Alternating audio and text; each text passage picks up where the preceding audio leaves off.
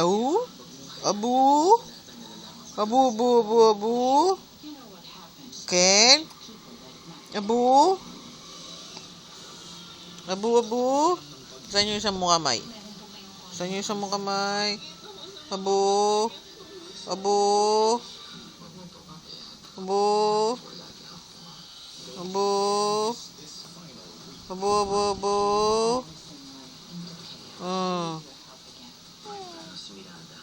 Ken? Pogi ba si Ken? Ha? Pogi ba si Ken? Shh. Abu?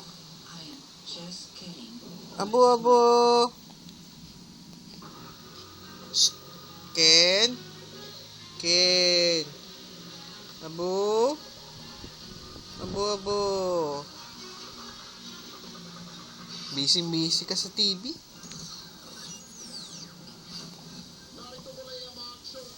Blah! Wah! Wah! Juju. Krrr. Krrr. Tingnan mo kung anong mangyayari. Linisin natin yung bibig mo. Linisin natin. Linis ha. Tingnan mo ha. Krrr. Krrr. Krrr.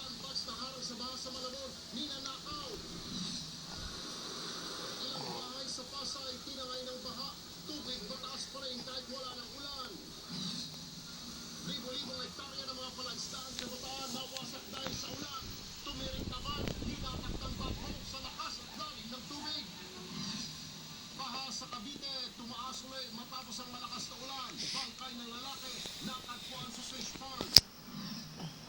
SC-Tex mula Clark hanggang Porac, Pampanga, di pa rin madaanan matapos gumuho ang Pasig Potrero pavement papasok ng highway. Panibagong bitak malapit sa guho, binabantayan. Sa anibersaryo ng pagkamatay ni Ninoy, Presidential Sisters, nagmistulang funds day and relief operation. Tulong Kapatid TV5, nagbukas ng telephone para sa mga gustong mag-donate o magpasaklolo. Gilas Pilipinas at ilang mga basketball player ng Ateneo at Santeda tumulong sa pagbabalot ng relief goods. Maski Toron Dentor, nag-donate din. Sa showbiz action, napaulat ng Konti pa rin ang buko. Oh. nag-post ng news para sa isang men's magazine. At sa Happy News, matinding ulan at baha, dulot ng hampas ng Wala na masyado. Maliit na lang oh. Yan na lang oh. Yung lubog. Ayan na lang. Ayan na naman. Kalkal na naman ang bibig oh. Kalkal na naman ang bibig. ang kanilang mga bahay. Pinangangambahang lumalapag pinsala dahil tila kinakain daw ng tubig ang lupa. Pango na rin siya. Pango. Pango. Pango, pango, pango, pango, pango. Laki na rin ng kamay, oh. Laki ng kamay, oh. Oh, malikot pa. Oh.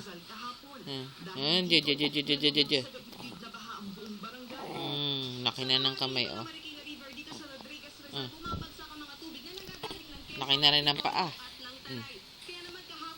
Laki na ng paa. Oh, oh, oh, oh, oh. Laki, oh.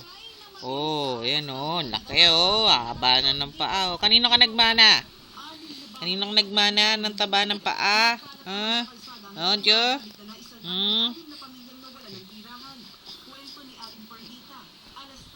Ayan. Gawa ng mami mo yan. Nilalaro niya minsan to eh. Kinakagat-kagat.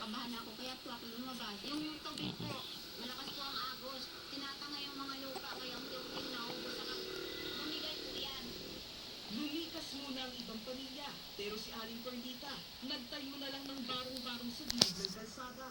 Kapag dumating yung nagbibigay sa amin ng housing, kapag hindi dumating, andito lang po kami. Kasi saan po kami lilipat? Dahil din sa baha, nasira ang riprap na humaharang sa pagpasok ng tubig sa lugar. Maging ang Nahilig siyang kumadyot. papasok ng sitio Sapa, bumigay rin. Bawal munang dumaan. Ayun yung gatas niya, oh. Yun, nasa dulo. Bagong gatas. Pansin-pansin din Diaper. kinakain ng tubig ang lupa. Tsaka yung lata dyan, hanggang din yan eh. Kasi yung unti-unti na lang hukay. Hanggang sa Naantok na. Like kami lahat, pati yung bahay. Siyempre, kabado na kami talaga eh. Ang bahay ni Mang Solomon halos dumaustos na sa bangin. Nagtumbahan na rin ang mga tanim.